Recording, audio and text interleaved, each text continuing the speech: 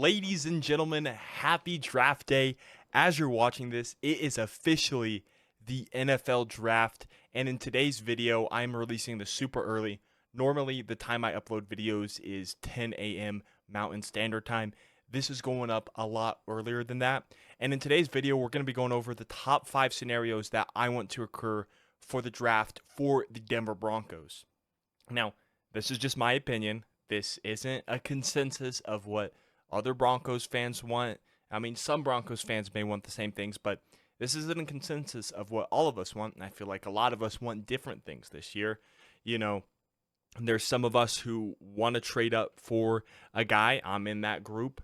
There's some of us who want to trade down. There's some of us who want to stay put. And whatever your stance is, that's okay. This is just my thoughts and my opinions. This video will be a quicker video. I'm not expecting it to be 30, 45 minutes. That's typically how long it goes. Sometimes I get to a 20-minute video, but I'm shooting for around 10 maximum, but we'll see if I hit that. As always, though, I do want to remind you that Jesus is King, and I pray that you give your life to him as he has got a plan and a purpose for you. And I just truly hope that you accept Jesus with your whole heart and believe that he died on the cross for your sins. And if you truly believe that, then you'll go to heaven. It's that simple and it's that easy. It's not by how many times we read our Bible or go to church or do these good works. And as Christians, we should want to do these things, but it's solely through our faith in Jesus. It's because he took our punishment on the cross. He lived the perfect life, a sin-free life, took our punishment and our sin on the cross, died, and was resurrected from the dead 3 days later. And it's because of Jesus' works that gets us into heaven. A lot of people don't like that I'm sharing this message, but I don't care because it's important to me. And no matter how big or how small of a platform I have, I'm going to continue to share it because it's important to me as a Christian to share this message. Now, with that being said, let's jump into the first scenario that I want the Denver Broncos to, do or that I want to occur for the Denver Broncos in this upcoming draft, which is happening tonight, which, by the way, I'll be live for. Like I mentioned earlier, I will be live for this draft. Go to my channel. I have it scheduled. I have the stream scheduled. We're going to be going live and we're going to be reacting to the entire first round. Then after that's over, I'm going to schedule a stream for day 2. And we're also going to have a stream for day 3 as well. But yeah, this first scenario that I want to happen is either to trade up for J.J. McCarthy or less likely in Drake May. If you're a regular of my channel, you'll know that J.J. McCarthy is my guy and who I want to be the Broncos draft pick personally.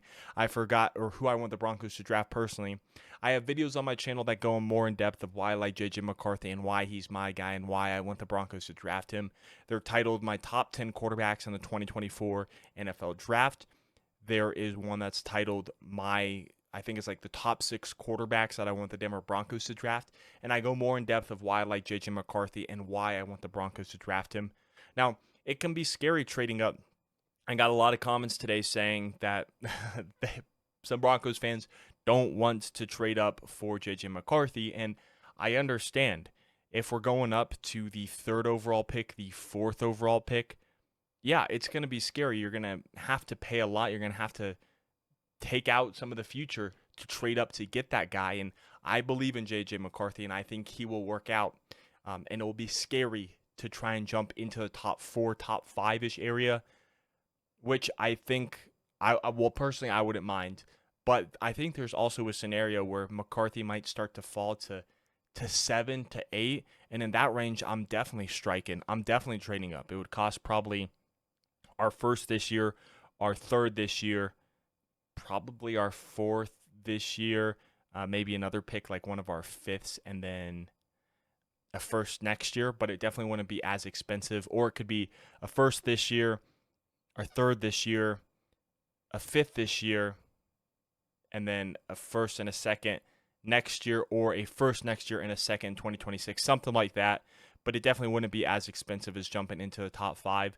And so if he starts to fall, I am definitely going to want to trade up if McCarthy is in the 6 to 7 range. But as for Drake May is my 2nd best quarterback in this entire draft. Recently, though, he has been starting to fall down draft boards, and if there is any way that the Broncos can draft May, I will be absolutely ecstatic. I'm still holding the stance I held a couple months ago back in January that Drake May is a generational quarterback prospect. I'm putting him up there with Caleb Williams. I'm putting him up there with Trevor Lawrence. I love the upside and the tools that Drake May brings to a football team. I think if he was coming out in next year's class, he would quite clearly be the number one quarterback. If he was coming out in the 2022 class, I think he would be considered for the number one quarterback. And then last year, with Bryce Young and CJ Stroud, not taking into account of what they have already done in the NFL, because of course CJ Stroud has had a fantastic start to his career and Bryce Young hasn't had the greatest start to his career. I think May would be the number one guy in that class too. I'm such a fan of May. I don't understand why people are starting to drop and be lower on him. But if he starts to fall into the range that maybe McCarthy, I was talking about the 6-7 range or something like that, because maybe JJ McCarthy goes off the board and May starts to fall, I'd be ecstatic to trade up for May as well. But that's the number one scenario that I personally want to happen. Is it likely? I got a gut feeling that says we are going to trade up for JJ McCarthy, but that's my gut feeling, so we'll have to see.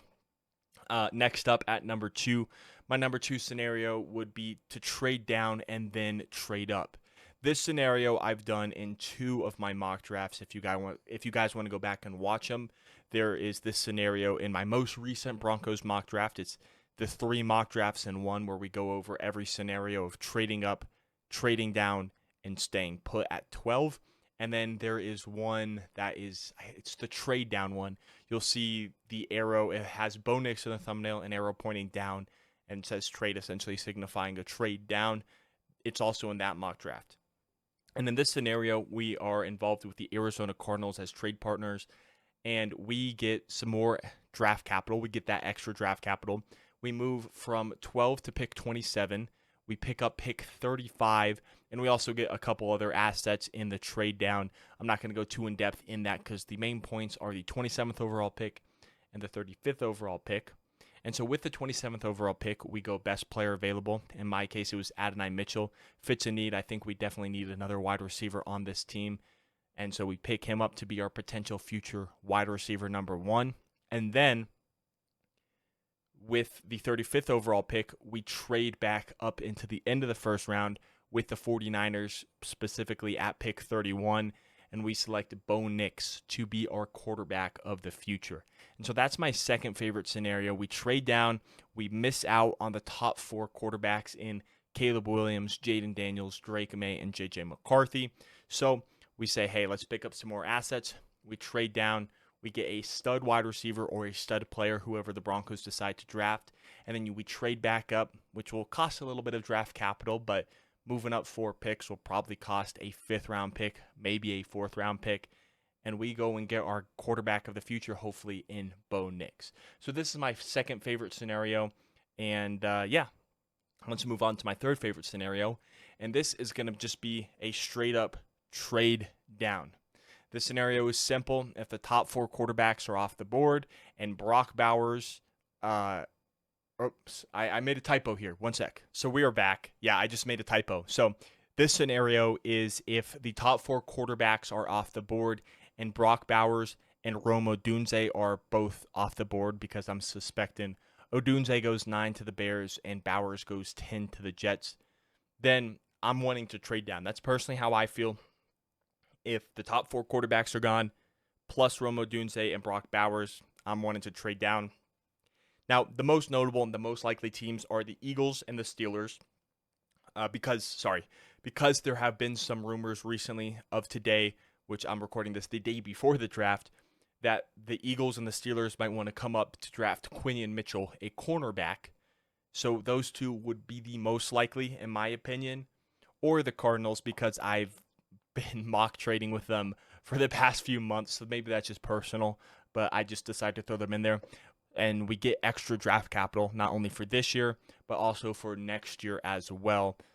So, yeah, my number 3 scenario is if, Caleb Williams and Jaden Daniels are going 1-2. So if Drake May and JJ McCarthy are both off the board, and same thing with Brock Bowers and Rome Odunze, I'm trading down and I'm going to pick Bo Nix in the first round probably, because we're not trading back up, and I don't know if we're going to be able to trade back up into the second round well, we would probably pick up a second round here, but it would be an interesting cost of how to get up to the top in the second round. So I wouldn't want to risk it.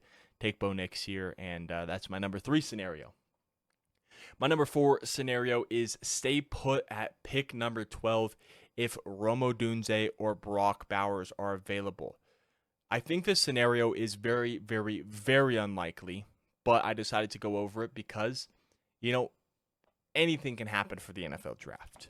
Now, I think we need a quarterback in this draft, and whether it's J.J. McCarthy, who's my guy, Drake May, or Bo Nix, I think we need one. Now, if McCarthy and May are both off the board, because Bo Nix, let's be honest, he's going to be available at pick 12. But if J.J. McCarthy and Drake May are off the board, and either Rome Odunze or Brock Bowers, or even both, which I think both is unlikely, I think only having one is very, very unlikely. But if one or both of them are available, I am strongly considering taking one of those elite prospects. I think that Rome Odunze is in the tier with Malik Neighbors, with Marvin Harrison Jr., and then Brock Bowers is definitely in that tier at the tight end position.